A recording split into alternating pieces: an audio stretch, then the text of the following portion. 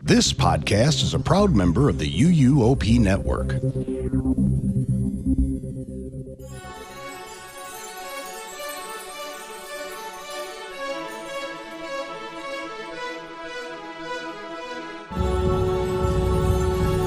This is episode 720 of the unofficial Universal Orlando podcast for June 24th, 2026.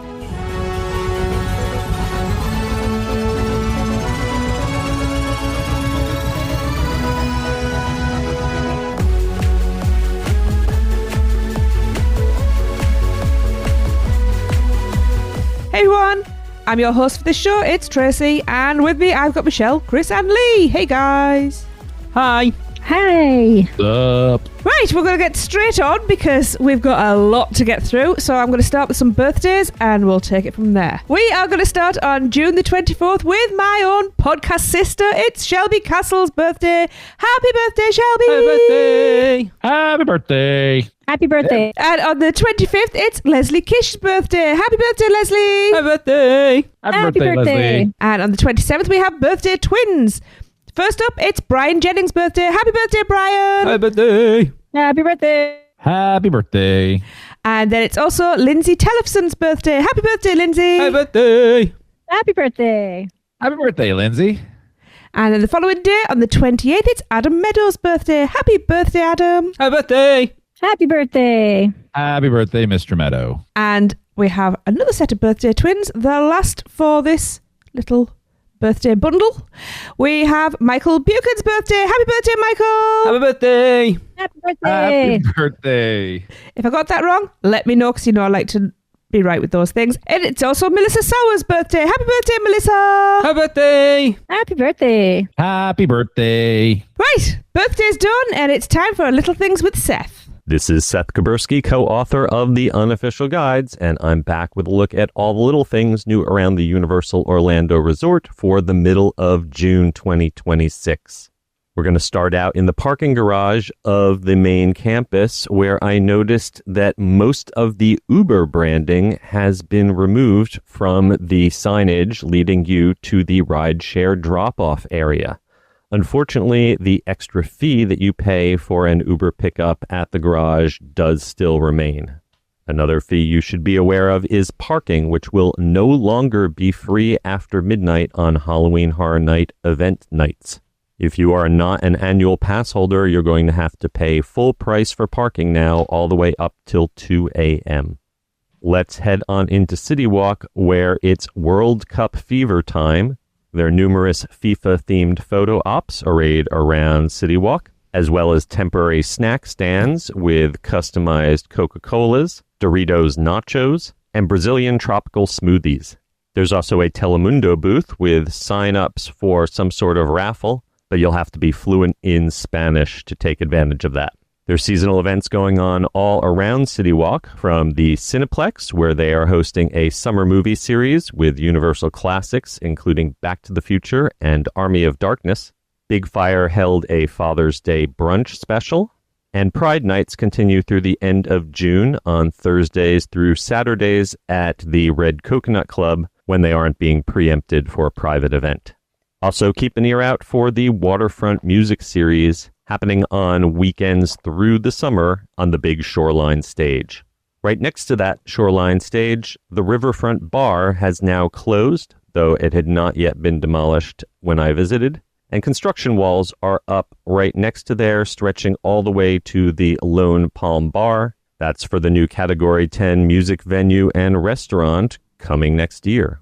It's time to head on into Universal Studios Florida, where it looks like they're going to start repainting the yellow iconic arch back to its original off-white color any day now. That will match the color of the buildings all around it. Universal recently confirmed the rumor that Stranger Things 5 will be coming to Halloween Horror Nights this year, and you can already pick up Stranger Things merchandise at the Five and Dime, including a t-shirt depicting the Mind Flayer wrapping around the Universal Studios arch, and new pieces for the collectible carousel. Just outside the Five and Dime, for the month of June, Universal has repurposed the horror makeup show's marquee and made it read, "Love is Universal." Look just to the left and above that marquee, and you'll see a tribute to victims of the Pulse nightclub tragedy, which happened just 10 years ago. Also, look in one of the windows just below the marquee for one of the new Backlot Club scan points. The old portable scanners have now been replaced with slimmed-down ones that sit inside the windows. Unfortunately, I have not yet been able to get the tap and scan to work with the Backlot Club, but these new scan points do also display a 4-digit code that you can enter into the app instead. Right next to the Central Park crepes, you'll see a new photo op for the Odyssey. It's a large wooden Trojan horse half buried in sand. It should be there for a little while to promote the new Christopher Nolan film. Walking from Central Park over towards DreamWorks Land, you can see a lot of new lighting trusses that I presume are early installations for Halloween Horror Nights, lining the pathway towards animal actors. And once you get to DreamWorks Land, you'll see that the Kung Fu Panda area is still completely walled off, but it should reopen, including hopefully the splash pad, on July 4th. Continuing around the park, Men in Black reopened after a refurbishment on the 17th. It's got some new audio and lighting effects, along with a few little minor additions, but I'm still looking forward to it getting a full overhaul, much like Buzz Lightyear did at the Magic Kingdom. In the New York area, Delancey Street is blocked off for Finnegan's construction, which has spilled out over the sidewalk. But if you're hungry, don't sleep on Guido's, little takeout window attached to Louis' Pizzeria. They've added a pesto Italian sandwich, and they have garlic knots. They're some of the few snacks that you can get in the park under $10 still. I was hoping to tell you all about the Mega Movie Parade, which recently returned. However, it's been canceled for one reason or another on each of my recent visits. Good news is that if you're in the park when they make the cancellation, you'll get a pop-up notification. But otherwise, you won't know it's canceled unless you look at its listing in the app and notice that there is no showtime. And as we head out of the studios, you'll see that the exit restrooms are under refurbishment, and the discounted merchandise, which used to be located at the exit gift shop alongside the My Universal Photos pickup, has now been completely cleared out. So I guess it's a wrap for It's a Wrap. All right, we're hopping over to Islands of Adventure, where I have some bad news about the operating hours. I had really enjoyed through this past month when IOA was open until 10 p.m., which gave Premier Pass holders plenty of time to use that free after 4 p.m. express. Unfortunately, starting July 1st, IOA is going to a 9 a.m. to 9 p.m. schedule. Since sunset isn't until about 8:30, that only gives you 1 or 2 showings to get to see the Hogwarts Always light show. All right, heading into the park, the refurbishment on the facade of Confisco is finally done, and now they've moved on to redoing the facade of Croissant Moon. By the way, Croissant Moon recently added a vegetarian falafel sandwich to their menu that's worth checking out. In Seuss Landing, the spinning sign on top of Green Eggs and Ham, which I had mentioned was finally restored, is stopped spinning again. But Moose Juice Goose Juice has finally gotten their freshly baked cookies back in stock. A lot of big changes in what's left of Lost Continent, as the iconic trident in front of Poseidon's Fury has now been destroyed. According to aerial photography by BioReconstruct, doesn't look like they are trying to salvage any of that. But the good news is it does look like they've preserved the face of the mystic fountain. Right next to the fountain, Doc Sugare's has also recently closed down, so you can no longer get those beef kebabs. But they have finally finished all the work on the bridge in between the Wizarding World and Jurassic Park. Speaking of Jurassic Park, I've spotted the Pteranodon Flyers testing, and that roller coaster is scheduled to reopen on July 3rd. Over in Toon Lagoon, Me Ship the Olive opened after its refurbishment, but the slides were not available. Apparently, they had some problems and have to delay their reopening for a little bit while yet. But miracle upon miracles, both Blondies and Wimpies were open and operating on a Tuesday. Finally, if you are a pass holder and a Hello Kitty fan, you can now get 70% off merchandise in the Toon Lagoon UOAP lounge. We'll wrap up with a few quick Epic Universe notes. After many months of rumors, Universal has confirmed that the new Celestial Goodnight Fountain Show will begin on July 7th. It will finally feature fireworks, but don't get too excited because I believe they will just be at the end of the show. It's not a full fireworks spectacular. However, I got to see some testing of the Dark Universe section of the new show. The music and fountains are similar to the current version of the show, but they've added some voice clips in, which really helps tell the story. Finally, looking forward to the future, new permit filings have confirmed that a new indoor attraction over 70,000 square feet is coming to Dark Universe. Look for this to go behind the Curse of the Werewolf roller coaster, tucked alongside the Frankenstein ride. And while early rumors pointed to a Creature of the Black Lagoon boat ride, I think we're going to see something more roller coaster-ish, inspired by the Bride of Frankenstein. All right, that's going to wrap it up for this week. If you happen to be in the Orlando area, please stop by the Downtown Library on June 28th, where my co-author Alicia Stella and I will be signing copies of our unofficial guide to Universal Orlando during an author event. It's free. Come in and say hi. If I don't see you there, you can pick up copies of our books at theunofficialguides.com. I'll be back in a couple weeks, and until then, I'm Seth Kaburski, keeping an eye on all those little things for you. Quite a few little things there. Seth, the hard-hitting topics, the green eggs and ham spin has stopped. Yeah, let's deep dive that right now. Mm-hmm. How much would you guys pay for Poseidon's Trident in the prop shop? Just curious. What, the whole thing? I don't think it would Yeah. fit in the prop shop for a start. We don't have a prop shop either anymore, which is a shame. Mm. Yeah. $5. So $5. Okay. strange watching people's Instagram reels walking through that area now. It just looks so bizarre. Mm. I know. It's just hard to look at. It's just crazy how quickly Yeah. Right? they took it all down when there's not a whole lot of confirmed things going into that land. Nothing. Yeah, like not even strong rumors aside from the typical Zelda, Churro stand. Pokemon's What? the strongest one right now. Pokemon, The typical churro stand. Yeah. that Yeah. giant churro stand. Yeah. Yeah, I'm okay with that though. I'm okay with not knowing everything ahead of time. Mhm. Like for me, it's harder when they announce something 3 years in advance and Yeah. you're like just waiting and waiting and waiting, and then it feels like, oh my god. But this way, they're doing the work, and then by the time they announce, we're like, sweet, it's almost Well, open. I love that they're doing the work. My concern is that like with how rumors work and you know how we talk about them, typically you have a strong rumor that's going to be it, and they're working on it. It still takes, you know, a couple of years, where here there's nothing.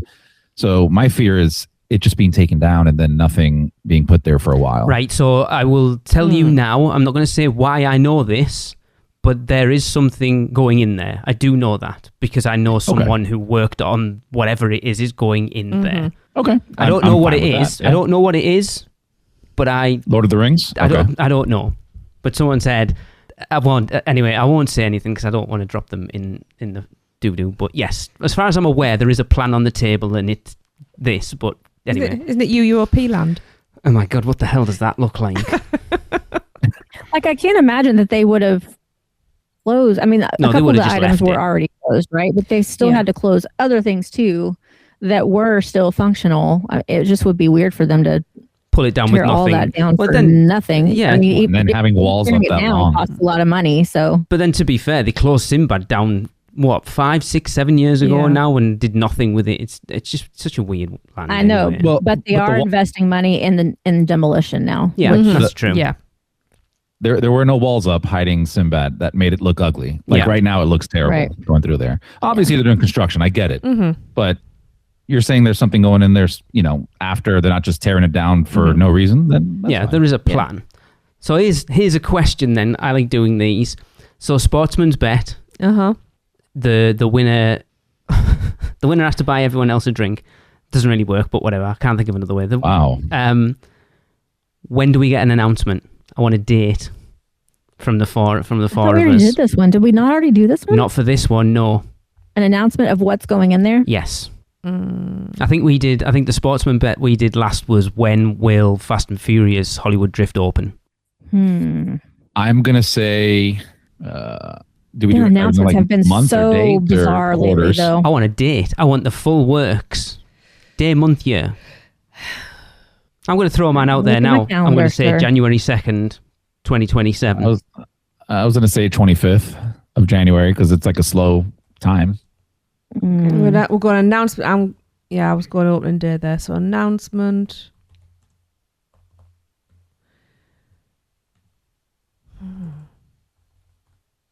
What date did you say, Lee? January 2nd. Let me just check the calendar a second. Which is still ages away when you think about it. I am going to go my birthday, December 22nd, 26 this year. 2029.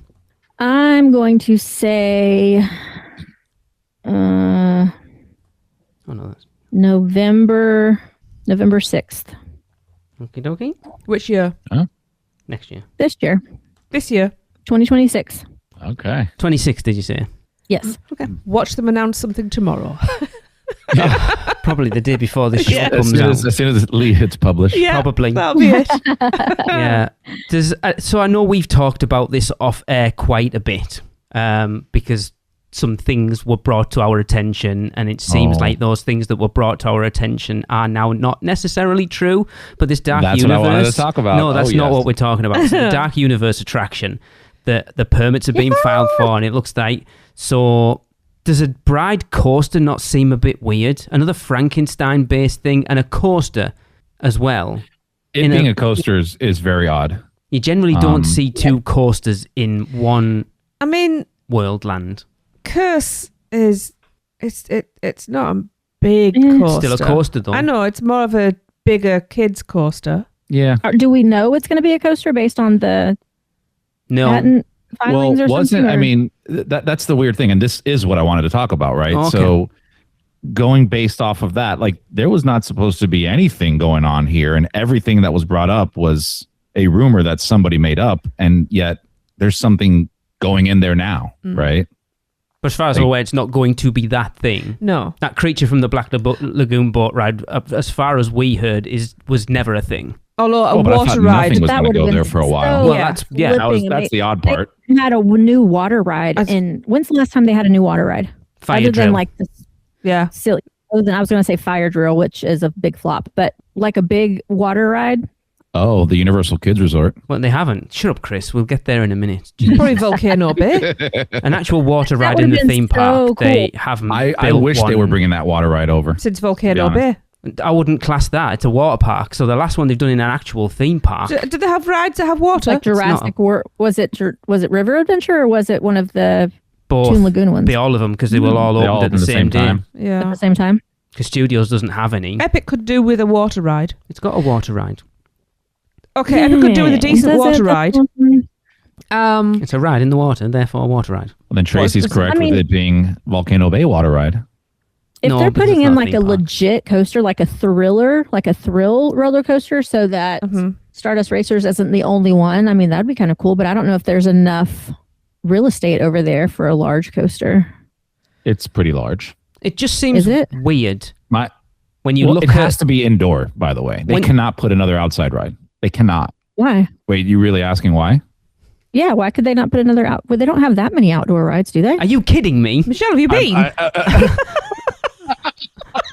thought you were with me right now. No, she's been No, I'm genuine. not. Michelle, when it I don't rains, know. In my Take this experience, one, I've Lee, never had take any.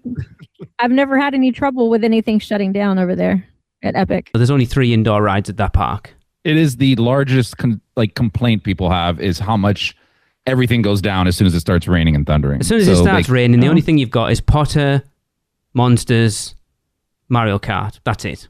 Is Carousel closed down because it's exposed? Yeah, Yeah. nah, I guess. No, it does. It does close Oh, down. does gonna it? say, Okay. it's got- So you've got 3 it's got open attractions sides, yeah. that are open during crappy weather. It has That's to be it. indoor. I am surprised That'd be though hard.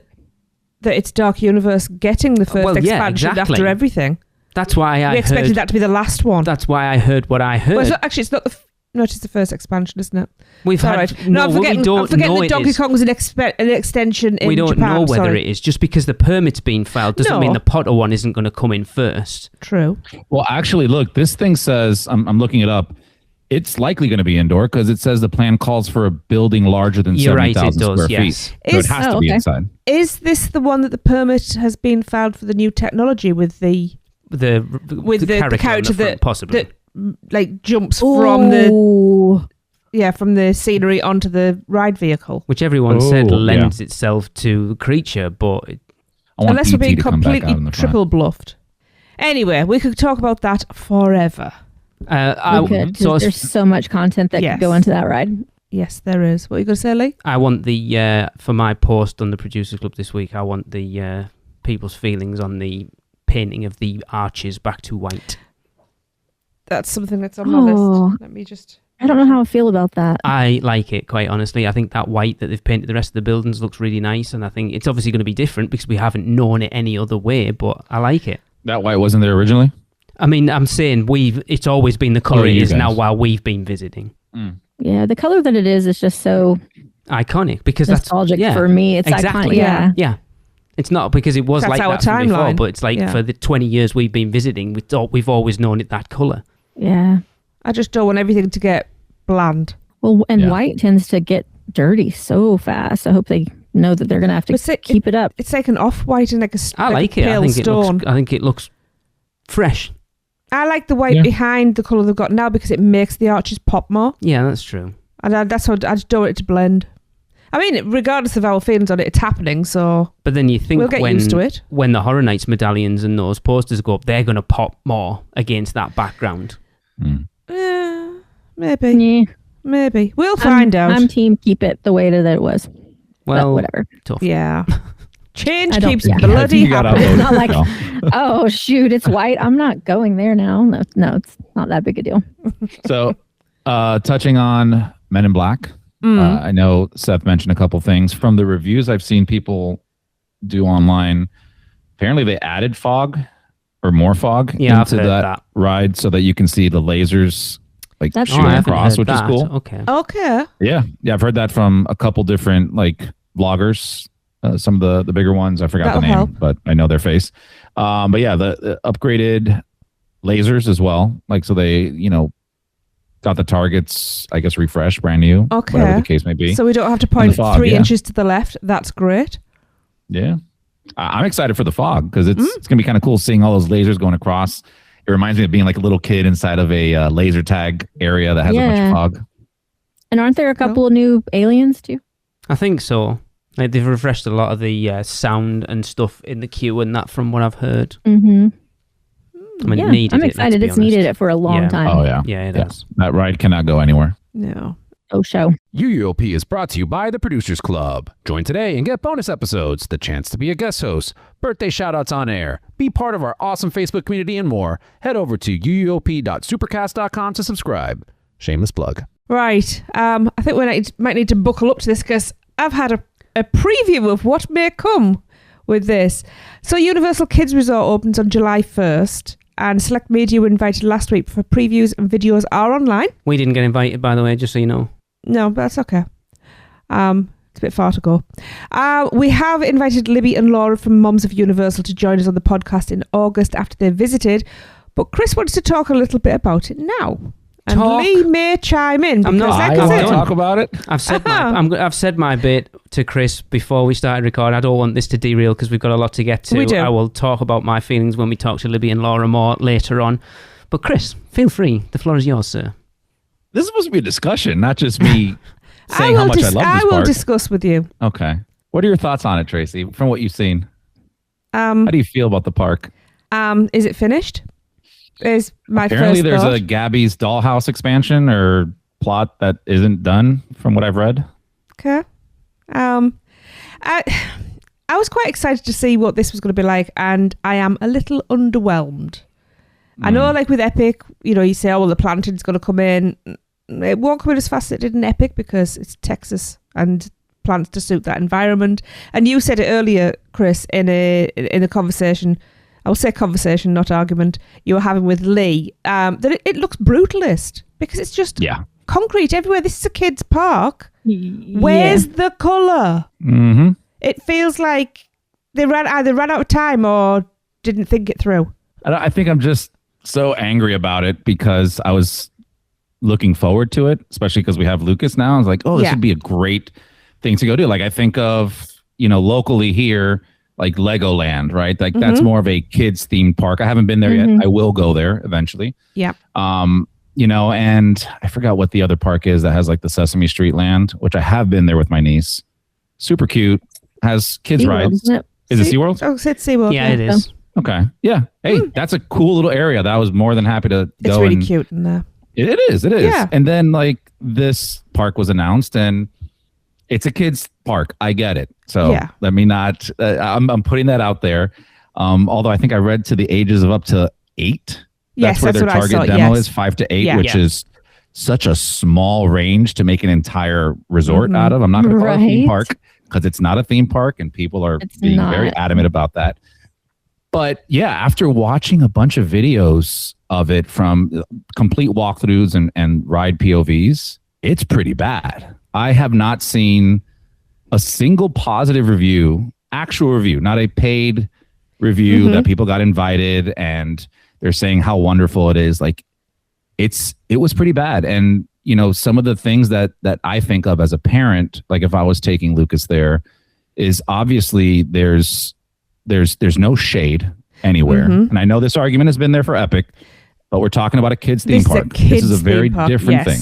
Or a kids resort. They should install shade. They should install like those, big sail looking misters and everything. Shade awnings. Splash pads, a lot.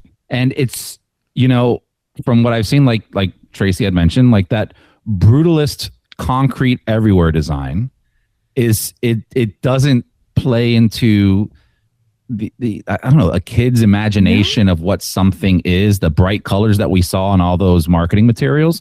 It just wasn't there. It's just a lot of concrete. And if you watch like the Shrek ride, for example, and again, I'm a huge like Shrek nerd. I love Shrek. I love SpongeBob. I love all the properties that are there. But the rides, if you watched the POV of like the Shrek car ride, it's disgraceful. Like I've seen more theming at my local carnival that travels, What about did you watch the ride through of the water ride? I sure did.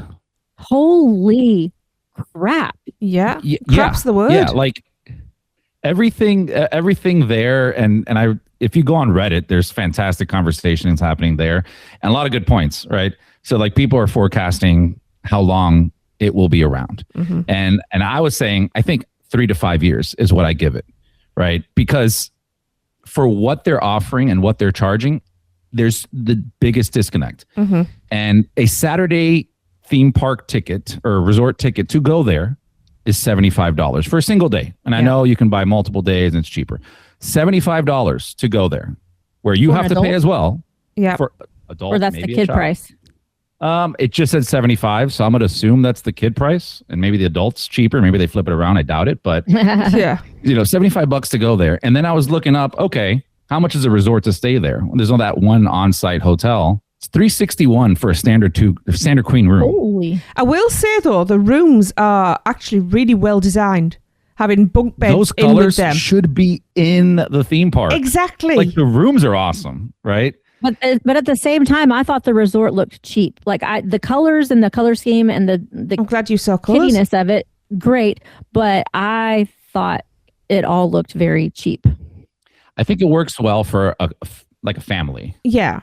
Now, aside from things like the water ride that's like a big structure, did you not think, because you said about traveling carnivals earlier, Chris, do you not think that's what I said to Lee? We saw it, I was like, it looks like a traveling fairground. Yeah. Yeah, the rides are a literally communal parking lot. Half of those rides, I feel like, can be brought into a tractor trailer and then just driven to the next location. Yes, there was. Like what was it that Jackie was sat on, Lee? That funny little the ride. bus in SpongeBob. Was it the buses? No, it was like alien swirling saucers. It was a golf cart. It was a SpongeBob golf cart thing, like a spinny, like alien swirling saucers. But Jesus, it didn't have shift minds. Yeah, but it still looked like it'd come off the back of a trailer and just being bolted together. Like, why did they not paint? Like the sorry, going back to the water ride. Yeah. Why did they not paint the walls? It's very weird. A mural alone would have changed that. It's a minion ride. Yeah. And every now and then you see like some really cute minions, but the walls are just plain, literally plain concrete. It's like, I mean, we don't have them here, but like in Terminator in Greece, those massive storm gully drain things. I don't know what you call them. It to me, it felt like just going down one of those. It's just. I mean, so rough. Did you see how hard when it would bang the side of the wall? Like how people's heads would jerk. Did you see the POV of the Shrek ride? No, I haven't seen that one yet. Go do yourself a favor and watch that. And tell me, going from quote scene, like the scenes that you're interacting with from scene to scene, there's these giant gaps of just nothing. It is just plants. There's no audio. There's no sound. It's just dead silence and driving around in a car. Hopefully they can change that. I was shocked at how bad that was. And just going back, the prices they're asking and what they're giving are just, to me, so disconnected. If I'm paying, if you were to charge this $400 a night for the hotel and include that backyard carnival, I think that's acceptable. But charging me that's like staying at the Great Wolf Lodge. That's how I see it. You're paying this extravagant price for a hotel, but there's an entire water park in there and activities to do. And this is your resort stay. And that's what they should have made. Great Wolf Lodge is themed out very well.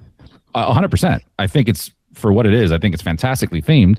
But again, like you're charging the same prices as a Great Wolf Lodge and then still charging a ticket to get into the park. Yeah. Like they should include it for this hotel price. You see, I know that this is a kids park, so it's not going to be this huge extravagant thing, but I think coming off the back of a year after Epic opening, hopes were higher, but expectations were higher. Full-fledged park. It's not a full-fledged park. You can't compare it to Epic Universe. No, I know you but can't. You can't charge prices like that exactly, either. Because they aren't charging prices like that though. An Epic Universe ticket is $180 or whatever. This is only $75. It's not comparable. Only? Beg to differ.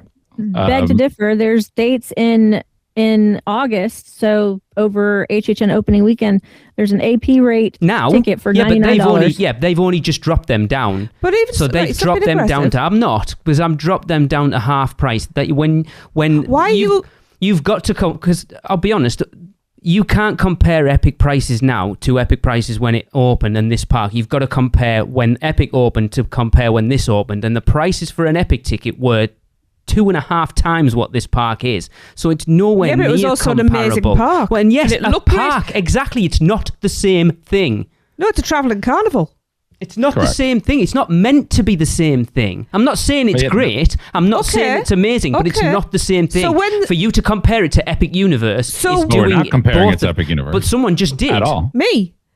I didn't compare it to Epic Universe. I said, because we've had a year ago that level of colour for a start and immersion and everything, coming off that, we had higher expectations, and we get basically a town carnival. When our town carnival comes in, if you want to go and drop £75 on it, great. This is Universal Studios. This isn't like Six Flags. No, sorry, I know we're shaming Six Flags again here. Yeah, let's not get into that. Sorry, Gabe. Studios. Okay. This is not the level that, I don't care if it's a theme park or not. This is not the level that they should be executing at. And if they can't execute at their level, then don't make it. What this is to me, it's not on point for their brand. Exactly. And this is not the creators that did this. This is 100%. We ran out of money. Do the best you can. This is that. I'm sorry to anybody we know that was part of the design team. Even look at Horrors Unleashed. That's not a theme park, but look at how much they themed that out, right? Universal is known for theming out things. Yeah. I don't know. I'm on team. I understand that this was a different thing, right? Like this is not supposed to be a theme park. I get that. This is supposed to be a different clientele. It's called Universal's Kids Resort, not a theme park. It's supposed to be for a different target market. Like I understand all of that stuff, but just like Universal did, and we were just talking about DreamWorks, right? How they half-assed it. It seems like they did the same thing here. And that is going to hurt their brand overall. So like they're going to put their name on something. There are certain standards, no matter what the project is. when it comes to running a company, a business at all, 100%. like, your brand should be consistent, Yeah. right? Like there's this minimum standard of consistency amongst what your brand represents. And when I think Universal, I think theming. That's the first thing that comes to my mind. So if they're going to do any project, that should be one of the biggest factors of whether or not they move forward. Is, can we pull off this part of our brand? And they 100% did not in this. No. I think the park would work well in Orlando. I think this is a tack on to your trip kind of place to go to. I I can see would that. definitely pay $50, $60, 70, whatever, and do like a day here while I'm doing all this other stuff. But like I had mentioned, earlier when we were talking, and I get it, like I would never make this a destination that I'd like, oh, I want to take Lucas to this park really bad. Let me go to Texas and do this. Never. I would never, ever do that.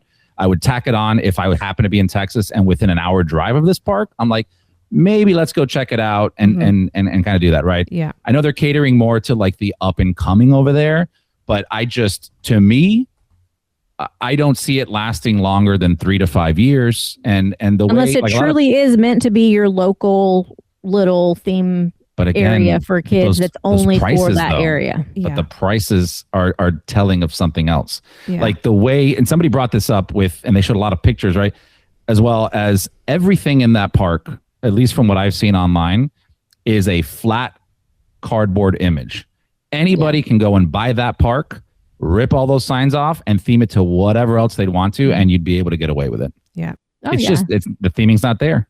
You couldn't say the same for Studios or Islands of Adventure. I know, different theme park, resort, but still, it's just nothing there that really staples it as a Universal resort. Yeah. It Now doesn't. we can go on with this like for hours. I know we can. We have got a lot to get to, so I'm gonna have to cut this short. Maybe we take this into the Facebook page. Let's take it into the bonus episode. How about that? And then I Oh can my have God. my say. Wow. Okay. Okay. Right. That was only okay. supposed to meant to be a big 5-bit. Chris Well, was that was running your truly fault on his soapbox. It wasn't my fault. Chris told me to You put want it us in. to hurry up? Shut up. Yeah. Right. Okay. So following Oh, on no. from our We're about to talk discussion. about another controversial topic. Buckle in. So following on from our discussion on Express Now from 2 weeks ago, we received some information about how the system works. Yes. So the Express Now option will only become available in 15-minute blocks and will only be offered if it will not have a big impact on the standby wait. So if the Express line is backed up or standby is higher than predicted, they will just stop selling Express Now at that ride for a little while. Universal are still capping overall Express users at about 5% of total park guests. So basically what we got brought to our attention for this is I think we expected Express Now to just be an option all day long, and it's not. And I think that does change the discussion that we had a couple of weeks ago. I had a few people who message me and say, I have never heard you guys be as heated in a discussion as you were on that episode for I a long was surprised time. you just have. And it was kind of heated. And I think this does put it into perspective a little bit. It does. I know, Chris, you still have a bit of a soapbox about it. I'm not getting back on my soapbox. I was gonna say, very I just got short kicked off of soapbox. it on the last segment. Only one soapbox per episode, please. Yeah. Yeah. I'm not as mad about it. I mean, I wasn't really mad. I was like, but yeah, understanding and clarity changes perspectives. It was that thing If- of... So the person If they stick to their word, Yeah. because like they haven't in recent events, such as Premium Scream, this is going to be a very exclusive event. We're only selling very limited tickets, and we all know what happened. Let me So push this if they stick soapbox to your their way, word- Michelle. This sounds fine if they stick to it. If Yeah. they don't, if it doesn't become a money grab, and this is truly about guest experience, that's fine. That's fair, yeah. The point that the person brought this to my attention said was, I probably will never buy like an all-day express pass, but if I want to drop, so basically it's like I won't spend $300+ on an express pass for Epic, but I will spend $30 to get on Minecart Madness or Potter or whatever. And I'm like, that makes a lot of sense actually, that you could sort of hit everything that doesn't have a massive weight and Express Now the things that do. It's a better option for people rather than... Because we've looked at it and gone, it's a shitty option of trying to nickel and dime everyone. But if you give everyone, if your only option to cut the weight is to buy a full day express at $300+, that's a lot of money, or you stood in lines. If you have the option to spend less just for one, then I've actually come round to that being I still don't particularly like it, but it's better than it being full option or no option. Look, I hope I'm wrong, but you're going to be hard pressed to see all their e-ticket attractions going on Express now. It's going to cannibalize their normal Express tickets. Like, why? It doesn't work well at Disney. I'll tell you that. It does not enhance the guest experience at all. And then also, I know it's 15 minutes in 15-minute blocks if it doesn't have a big impact on the standby wait. But what exactly does that mean? How are they measuring that? Right. The time to queue, the amount of Express passes sold. Like, there's a lot of variables there that could affect that impact. Yeah, it's just, if you think about it, right? Like, if you were to go to Epic Universe, do you think you're going to be able to walk up to Potter and buy a $30 Express Now ticket? Yeah. I don't think so. I think if so, one, maybe two, just to say we're doing it. But like, as a company, I want you to buy the Express Pass. I don't want you to buy. They're going to offer it on every other ride. But I think on your bigger rides, either it's the impact. That's a 3-hour wait. How are you selling Express Now tickets for it? But you're selling Express tickets for it anyway. I've got a question. Have people actually stopped vacation planning? Because when we started doing this, we would go in, we'd do our research, we'd know which were the most popular rides with the highest wait times, and we would then plan our day People still around do. that. But I don't think people do it as much, and I think this is where this is coming in. Because we didn't have to do it as much for Universal because the system was so simple. But adding in another factor like this can start making things more complicated. Well, I guess the only thing we can do is wait and actually see how it pans out, how it's isn't it? executed. Yeah. So in theory, like I said, these words, in theory, if that's the way it works, that's wonderful. But I am skeptical based on historical data from a neighboring theme park that that's going to actually happen that way. But we shall see. Yes. Yeah. But yes, we had to just come in and clarify that since we had new information. It was only right. Yo deseo ir a México.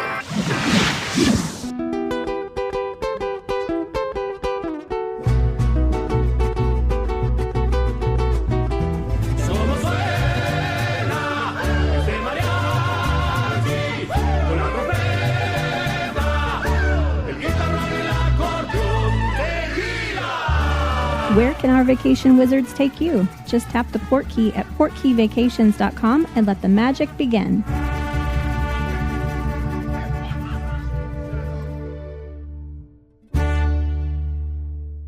Moving on, starting July 7th and running daily, Universal Orlando Resort will debut Universal Celestial Goodnight at Epic Universe.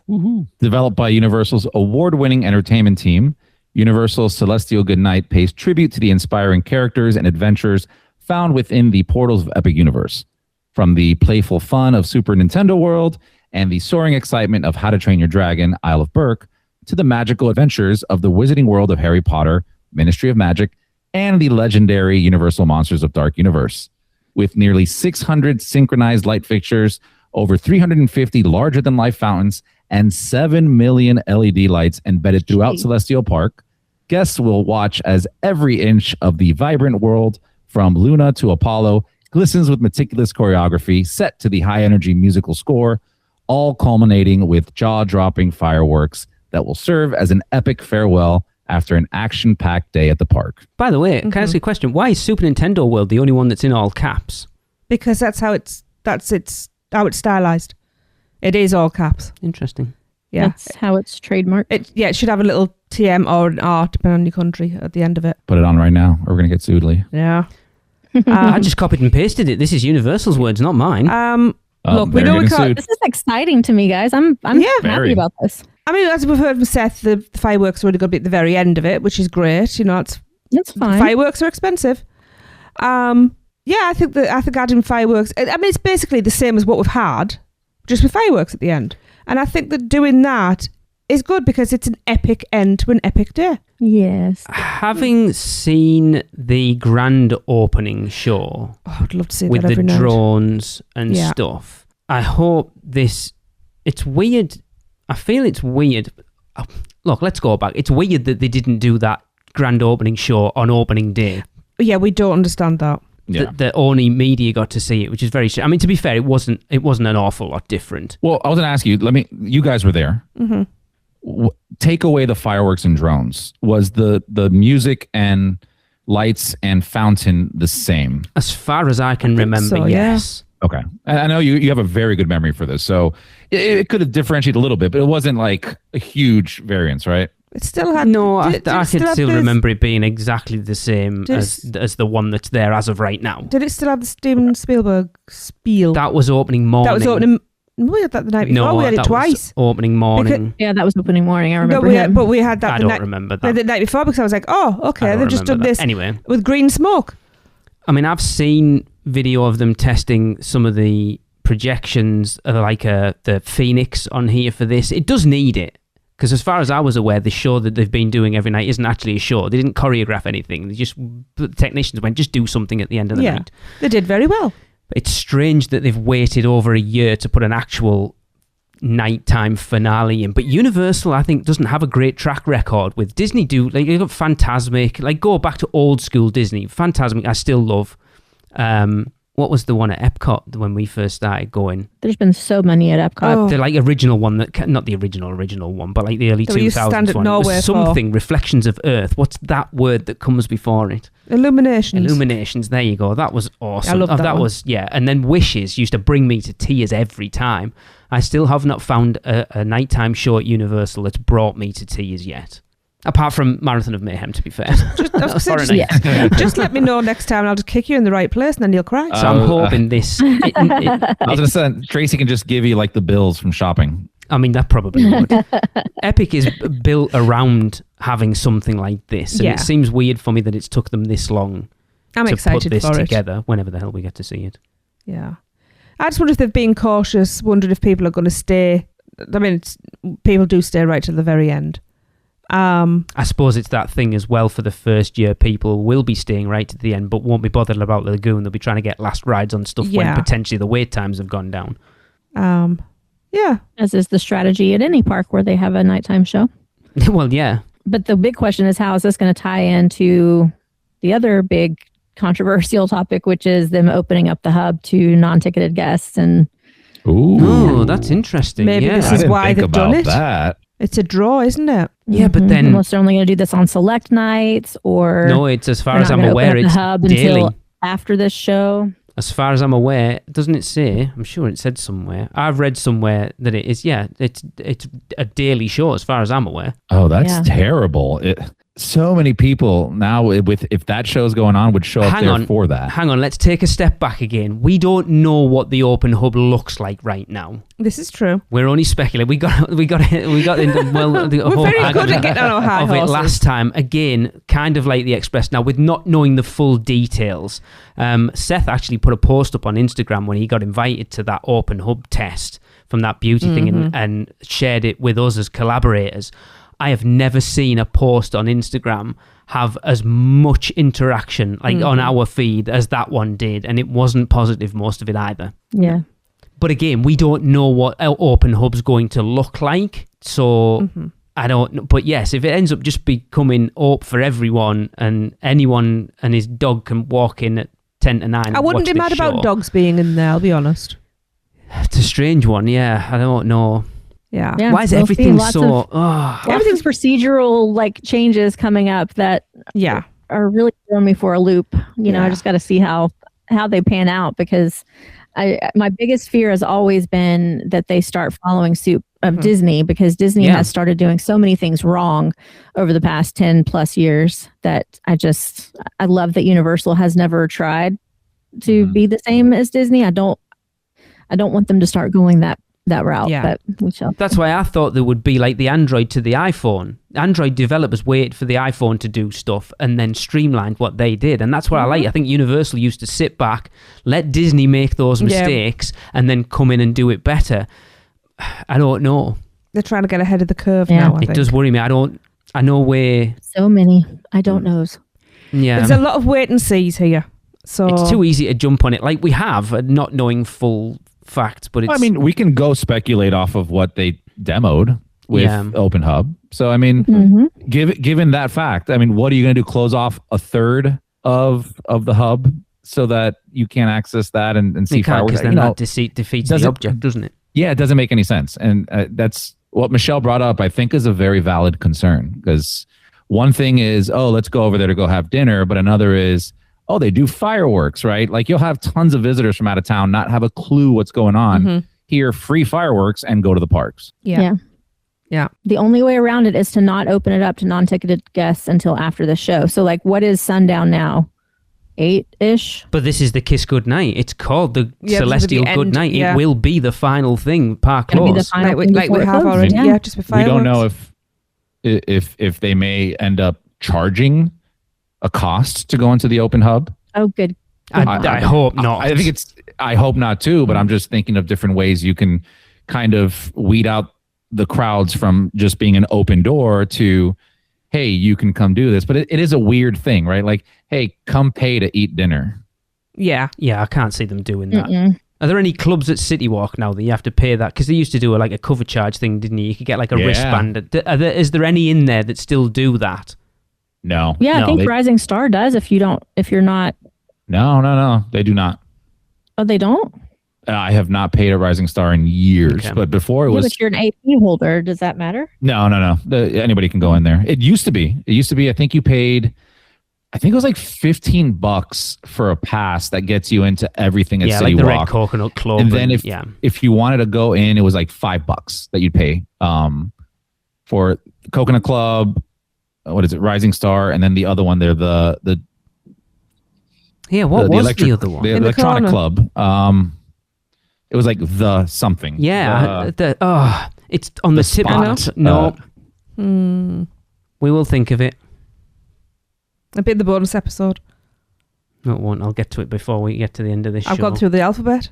Anyway, shall we end on a happier note? please do. Yes. So let's end Yay. the show with some Halloween Horror Nights 35 news. Yes, Universal have announced the third and fourth houses for this year's event. And first up, The Upside Down returns as the fifth and final season of the global phenomenon Netflix's Stranger Things comes to life in an all-new haunted house. Developed in partnership with Netflix, this year's Stranger Things haunted house will showcase the most gripping moments from the final season in an authentic, visceral experience that places guests at the center of the ultimate battle to save Hawkins. Fans will confront the terror they've seen on screen as they navigate iconic locations and encounter favorite characters, all while evading a host of horrifying supernatural creatures, including Vecna himself. The harrowing adventure will immediately transport guests to the town of Hawkins as the barrier between reality and the supernatural is collapsing to unleash an ominous darkness. As visitors make their way through familiar scenes, including the Wheeler House, Hawkins National Laboratory, the MAC-Z military base, as well as the haunting realms of the Upside Down and the Abyss, they'll be hunted at every turn by demogorgons and other sinister creatures. With Vecna on their heels, the terror intensifies, pulling guests into an all-or-nothing battle for survival. All together now, meh. Yeah. Not me. I know you would be massively excited for it. we said that. Genuinely, if I was going, couldn't care less. Why? Because you didn't like the season, I or didn't. because you're just over Stranger Things? So I'm about to start we always do our Horror Nights prep regardless of whether we're going or not. So I'm Yeah. about to start and do a full 5-season rewatch. Ooh, nice. I didn't particularly I didn't hate the season 5, the whole thing, but it wasn't, I mean, Chris, we've talked about it. You've sort of done the deep dive into why it wasn't what it should have been.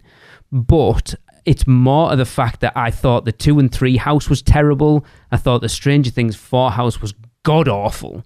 Okay, I They tapped out of just- Stranger Things at the end of season 3. I don't even remember a Stranger Things 4 house. That was 2 years ago. Was that the one with The one's Eddie Yeah, it up was on the terrible. playing with the guitar. Oh, okay, yeah. It was terrible. No, that was 3. That was 3. 2. They That did was 2 a and bad 3. iteration. It just wasn't. Yeah, Stranger Things. that last room was pretty bad. Well, there's one thing about it. I was going to say there won't be any more, but then they probably will do another Stranger Things in a few years' time. Anyway, But this will be the Well, 5 I'm Nights excited of Freddy's. because- yeah. So Maddie and I listened to Rush of Fear. Mhm, We just yes. put out an episode about this, and it was just me and Maddie discussing it. And although we have pretty much the same ideology of of Stranger Things season 5 that most of the world did, and how it. Anyway, I'm not going to get into that. Just listen to the episode. But one good point that Maddie made that kind of made me excited about this house is that if you notice, it says this haunted house will showcase the most gripping moments from the final season. So the final season, the biggest controversy is the storyline. There's a lot of holes. There's a lot of just rushing, trying to cram everything in. But if you break it down into some of those really cool moments that would be worthy of a haunted house, those are really cool moments. So, and season 5 is one of the goriest seasons of Stranger Things yet, and has a lot of moments that I think are HHN worthy. Mm-hmm. So we really think and hope that this house is not going to be about a storyline. It's going to be about just immersing us into those different realms and those different scenes that were pretty gory and evoking in some sort of way, just to bring us to those realities, which would be cool. As long as we're not having to there's no way they can tell a story in the span of a haunted house. They couldn't even tell the story in the span of a season. No, well, Exactly. I said to Tracy when the rumor of Stranger Things was coming, I was like, if it's Stranger Things 5, meh. If they did Stranger Things, like best house, of things, like series 1 to 5, then hell yeah, I would have been in. That'll be next year. Yeah, no. That'll be next year. But look, but put yourself back. Maybe you'll remember once you rewatch it, which I'm going to as well. But remember the scene with Mrs. Wheeler and Holly where they're battling the Demogorgon. That's a really cool HHN worthy scene. The argument is it doesn't do anything for a Horror Nights house wise that any of the 4 series previous to it haven't already done. I do wonder if we're going to get the melted plastic scene, because that would actually be pretty cool. Well, we watched it, didn't we, and said, "Oh my god, yes, that's Horror Nights." It's so bad, it's good. Yeah, because that was terrible. National Laboratory, yeah. Lead to go off what you said. I don't think that's their goal of pushing forward from a previous house, right? No, they're not. I think their goal is let's feed off of the fan hype base, around the IP, absolutely. the fan base, Yes. And this is going to be a weird one, because I agree with Michelle. I think there are fantastic scenes to recreate here. Yeah. I think from that Sorcerer episode, when Will has the eyes. I think that's really cool. That's going to be some amazing scenes. But it's going to be curious to watch this and see if it has the same draw that it has had in the previous years because of how it ended. Because I don't know if it will, because there were so many people that were off. I feel like they alienated a lot of their fan base. I have spoken about it. I still love Stranger Things as a whole. Me too. Right? Because I think if you rewatch the entire thing, it is fantastic up until episode 4 of season 5. And I'm talking from season 1 to there. I think after episode 4 the just Duffer dropped Brothers off. just gave up. Yeah. They're just literally they said that. We were over it. I saw the documentary. It's I'm just tired of making the show. That's not the place you should be, my friend. Yeah. I mean, they had to, I think they had to do this anyway, because I think it would have been weird if they hadn't done something on the final season with the history they've already got with Stranger Things. So, I totally agree. We had to expect that. Then please bring back American Horror Story, because I never got to see any of them, and I would like to see more of those, please. Yes. I haven't liked the recent episode or seasons that we had of that. Well, I think we're about 2 or 3 behind at this point. Yeah, we need to pick those up. So this one actually I only found out a couple of hours ago, and I'm quite excited about this. Today, the day we're recording, HR Blood and Guts presents a Halloween Fright-tacular was announced. Your favourite Maitre de Macabre returns to WKNB with a special Halloween scare-a-thon. Tune into this haunted house complete with ghouls, gore, and all the frights that keep you coming back for more.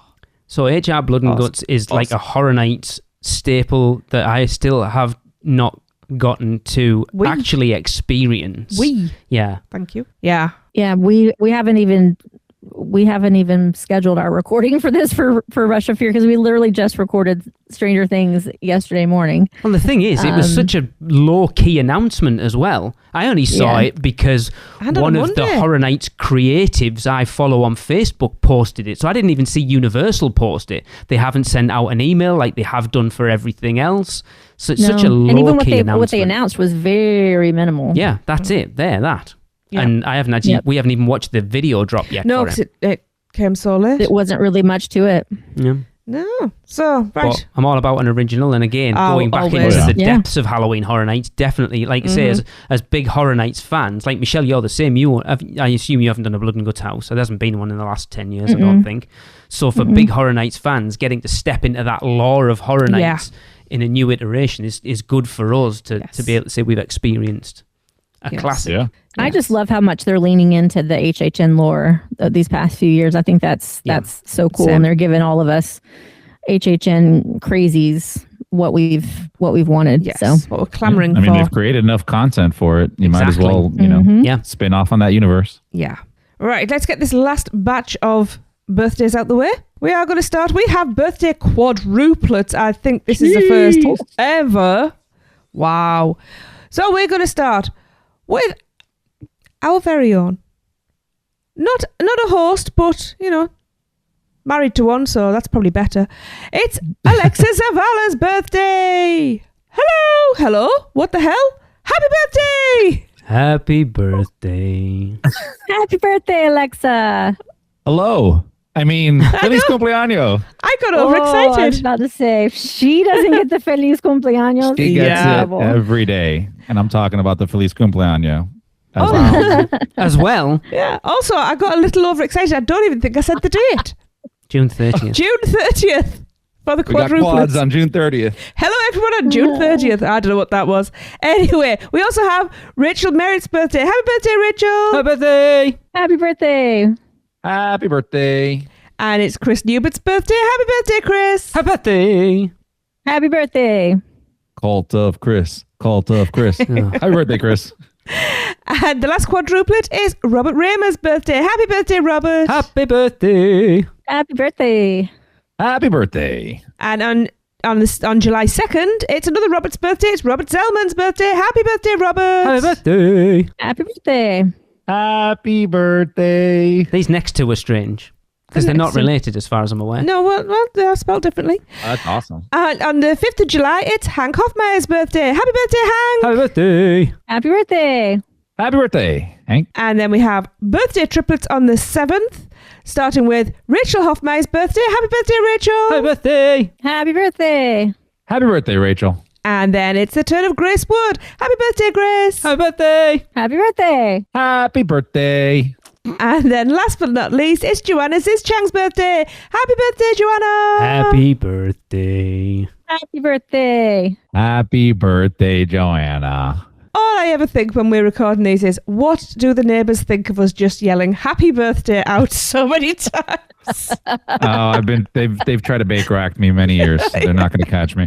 Oh. Happy birthday, everybody. And I hope you get lots and lots of cake. So that's going to wrap it up for this podcast. Oh, by the way, the groove. Oh, apparently it's not. Oh, the groove. The groove. Awesome. Yeah. It was the something. The groove. Okay. The groove. So yes, that's going to wrap it up for this show. If you want to be on this show, send your recordings of yourself trying any or all of the 3 cones at Epic Universe's Isle of Burke, which is for this year's segment. Which cone makes you moan? Rate each one out of 5 and send those recordings to us at podcast@uuopodcast.com, and we'll be back next week. Catch you later. That's the end of another Stella episode of UUOP. Use the Flu Network to give you access to us on Facebook, Instagram, X, YouTube, TikTok, and Pinterest. Just search UUO Podcast. And check out our blog at uuopodcast.com for everything else. Send your owls to us at podcast@uuopodcast.com. And if you want to join the Producers Club, jump down the warp pipe at uuop.supercast.com. It's alive on Apple Podcasts, Spotify, and everywhere else that podcasts are found. So please subscribe, rate, and review wherever you can. Dragons aren't the only way to get around. Email Michelle at portkeyvacations.com. She can take care of all aspects of your next Universal Orlando vacation. Listen to them, the children of the night, the children of the UUOP network. Rush of Fear Halloween Horror Nights podcast, the theme park duo for all your West Coast news and info. The Taste of Universal, Universal Orlando Food Podcast. Port Key Passport, an adult-centric Disney podcast. The Unofficial Universal Great Britain Podcast. Big Dumb Stuff, our comedy, pop culture, and themed entertainment podcast. Theme Park Throwdown, a weekly battle between your favorite theme parks. And the Fudge Factor YouTube channel, helping you plan your best Universal Orlando vacation. Make sure to subscribe and come back next week because in the end, it turns out all we needed was a little more of this.